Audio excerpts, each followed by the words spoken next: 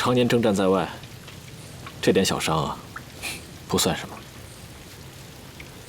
你这都流血了，你还说你没事儿？我在金卫营都看过了。看清楚了吗？那个时候水雾营让我也没看清啊。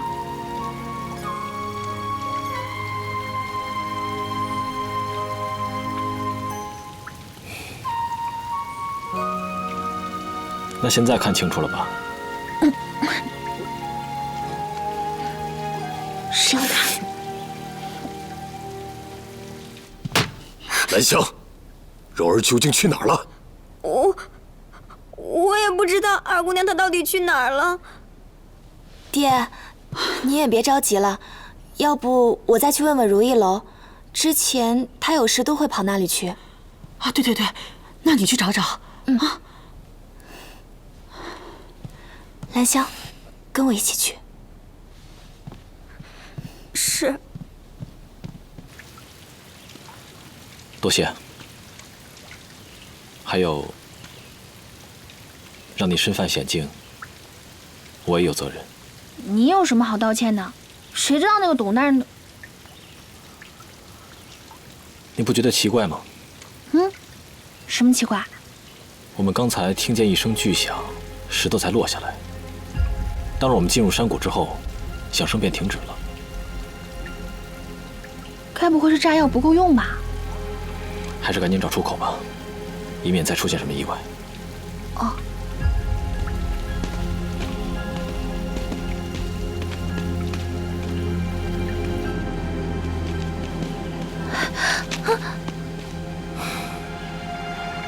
看来这条路也行不通。看来现在也只有那一线天出口了，可那个出口已经被堵死了，不然的话，只能长出翅膀了。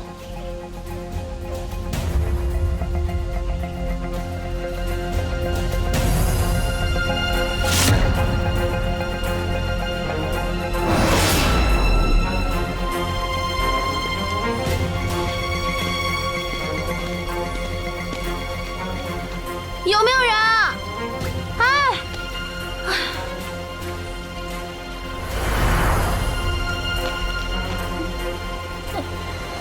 那是什么呀？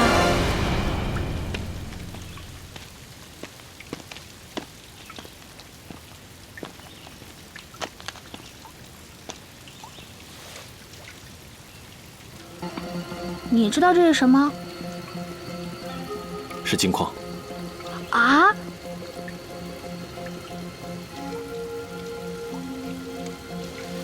这只是石头的表层，蒙山之内必有金矿。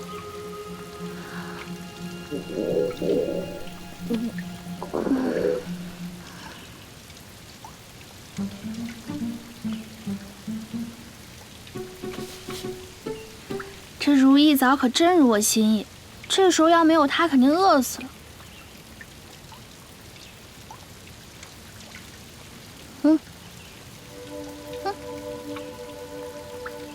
你还在想金矿的事儿？看来舅舅说的没错，我过来，自然就会明白。谁能想到呢？这么荒凉的地方竟然有金矿。不过既然都发现了，光明正大的开凿不就好了？为什么要这样？这金矿乃是国家之物，怎可以私自开凿？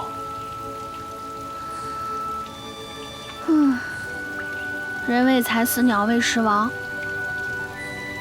难怪，这么大座金山，谁看了不心动？舅舅并不是贪财之人，他这么做一定有苦衷。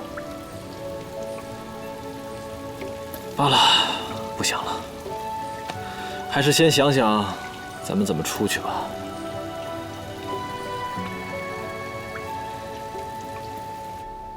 蓉儿，她今日并未到此啊。啊，张姑娘，这她还能去哪里啊？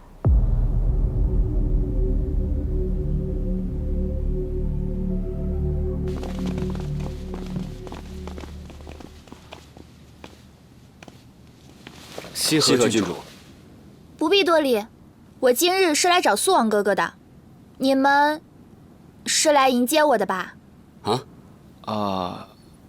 对，不过殿下今日有事外出了。怎么可能？他邀请我今日来府上的呀。难道是因为我梳妆打扮耽搁，来得晚了，他生气了？都怪你！可是送信的人来的也晚啊。殿下今日有要事要办，根本不在府内，怎会邀您前来呢？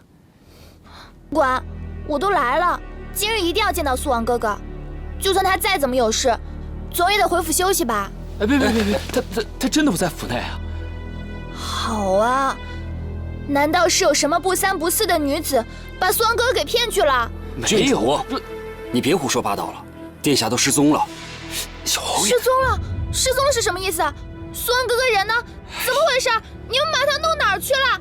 快带我见苏王哥哥！郡主啊，此事不可声张，您且先随我入内。小侯爷，您继续寻找。苏王哥哥到底去哪儿了？你们……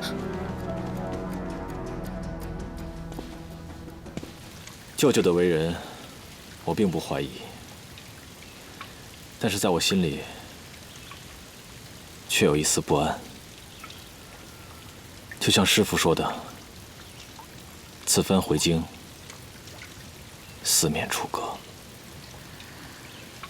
既然这样，那你干嘛还要回来啊？你不怕死啊？死有何惧？怕的是苟活。况且神口铁算不是帮我算过吗？说我会早死。别血口喷人了，我明明说你长命百岁，什么时候说你早死了？在你喝醉的时候。你这人还奇了怪了，认真给你算命你不信，偏要听我的醉话。难道就不可以不要苟活，但也平平安安、长命百岁吗？贪得无厌。人生在世就靠贪字啊！本铁口神算给你指点迷津了哈。这位公子呢，骨骼超然，气质不凡，本是天上的神仙，此番下凡呢，必定有一番大作为。只要你小心谨慎，便会无灾无难、长命百岁的。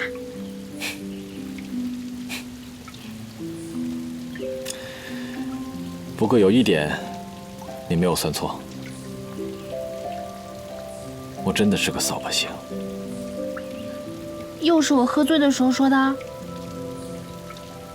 我3岁的时候，便被先皇后带去抚养。从那以后，母后便生了一场大病，一病不起。司天监说我是天煞孤星命格，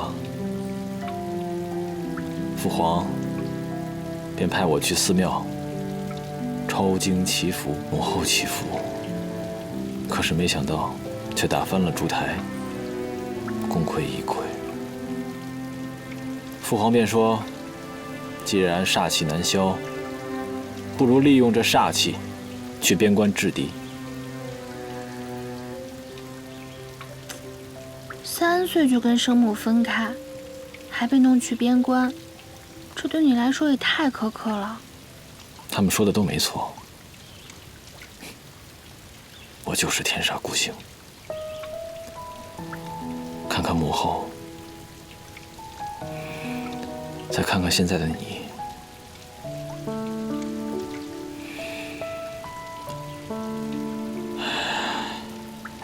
我这双手不该触碰任何人。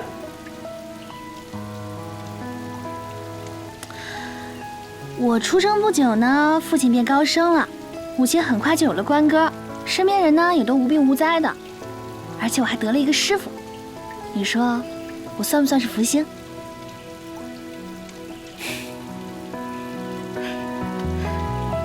我把好运分你一半。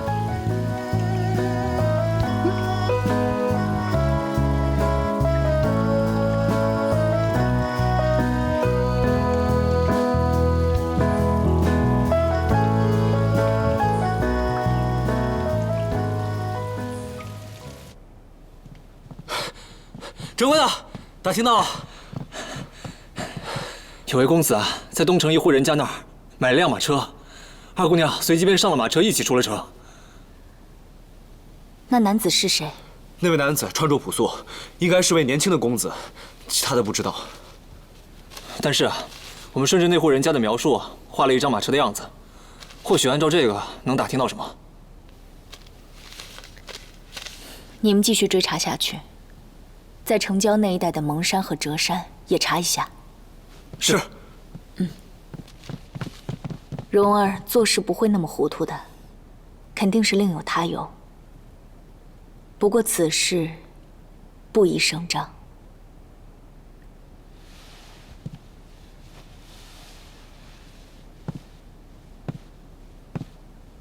傅姑娘，你若相信我的话，就先回府去，跟傅大人和傅夫人说，蓉儿就在我这儿住下了。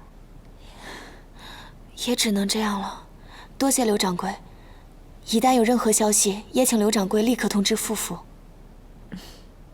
年轻的公子，难道是安王？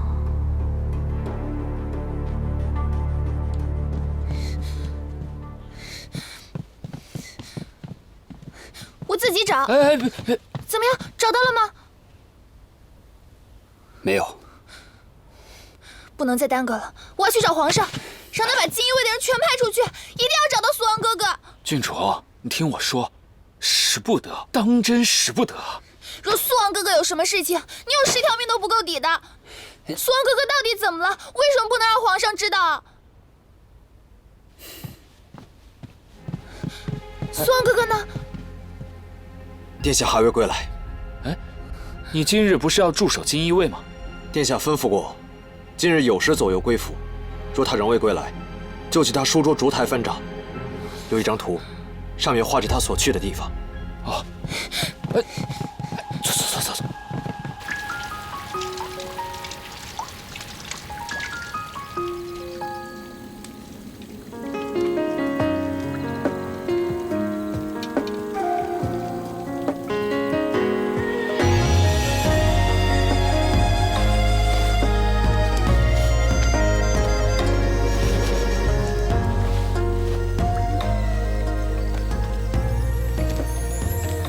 你不是都受伤了吗？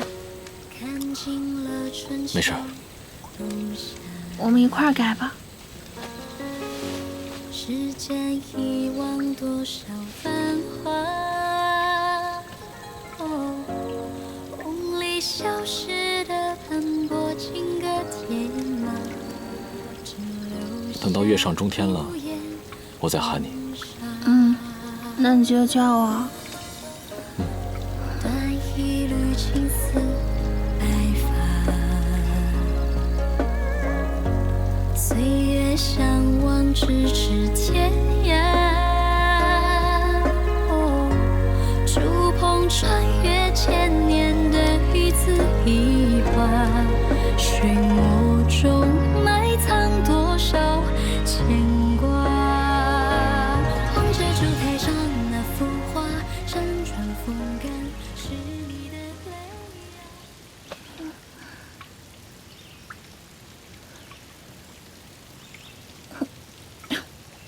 你怎么不叫醒我啊？我看你睡得太熟了，就没喊你。你怕不是骗我的吧？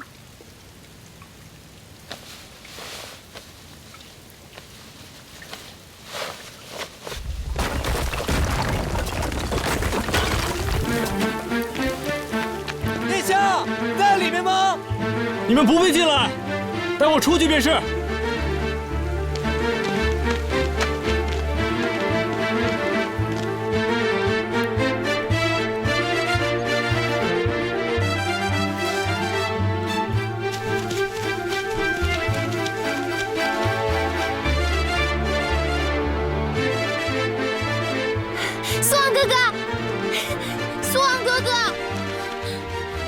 哥哥，吓死我了！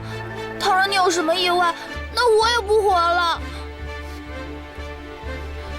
你怎么也在这里？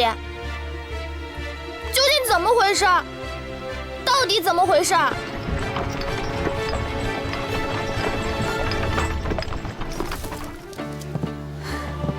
蓉儿，阿姐，蓉儿，阿姐，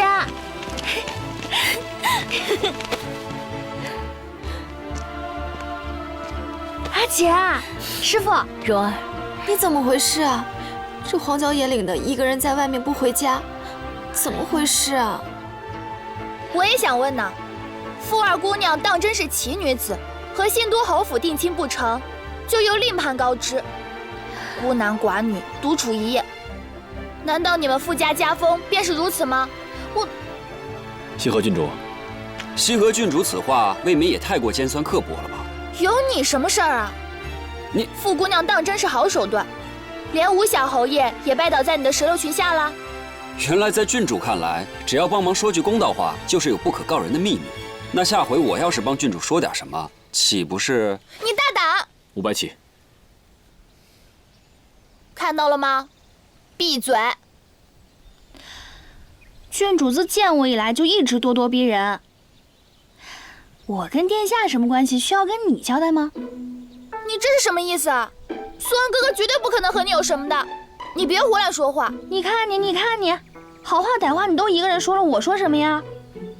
行了，你也是护食心切，下回呢，就千万不要再乱咬人啦。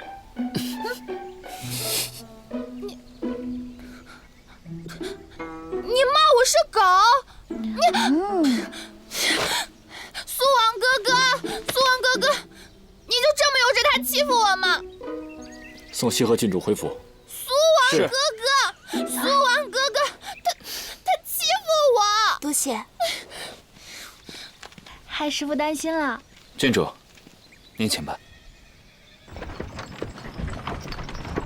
蓉儿，你好端端的，怎么会跟肃王殿下在那种奇怪的地方啊？真的是巧合，我从家里偷溜出去，刚好就碰见肃王殿下要驱车离京，我情急之下就上了马车。还好你替我瞒着爹娘，不然我肯定要挨揍了。你还敢说？你们为什么会被困在那峡谷里面呢？我也不清楚究竟发生了什么。师傅，你说，有时候是不是连最亲近的人都不能信啊？蓉儿，你胡说什么呢？若是连亲近的人都不能信，那还有谁能信啊？估计蓉儿是担惊受怕了。你们赶紧回去，好好休息。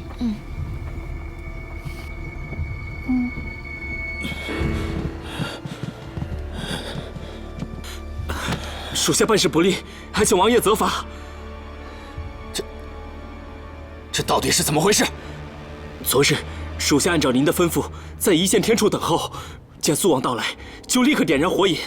可没料到，董方里，他居然从背后偷袭属下。等属下醒来，打算点燃其余炸药，可肃王早已不在入口处。属下只能连夜回来向您禀报。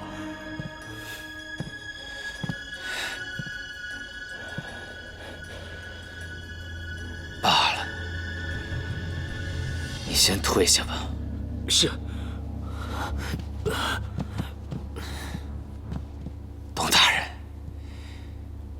你会为你的所作所为付出代价的。成王，我不是一直在为自己的所作所为付出代价吗？